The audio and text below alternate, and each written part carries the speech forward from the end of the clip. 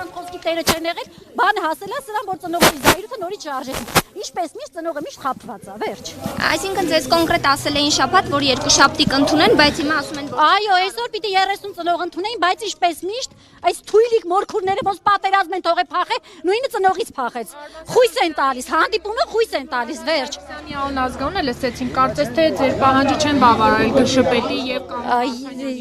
Մենք Արման Սարգսյանին չենք էլ ուզել։ կներեք, իսկ ով էր ասել, որ պետք է 30 հոգու ընդունեն երկու շաբթի կոնկրետ ով էր ասել։ Անուններով չգիտեմ, այդ օրը ես տեղ չեմ եղել, ամուսինս ա եղել, այսօր հանդիպում էր, արդեն մենք ենք եկել, բայց չեմ կարա ստույգ ասեմ։ Բայց ամեն դեպքում նույն իրանց հիմարներից, ավել բան չասեմ։ Վիրավորեք, բայց ով ինչ Բաբորետ են ինչ ասում, չէ՞ վիրավորում, ես ուղղակի բառացի ասում եմ, ցիտում են հիմար են։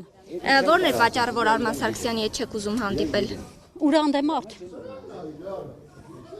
Իմաստ չեմ տեսնում իր այդ հանդիպման։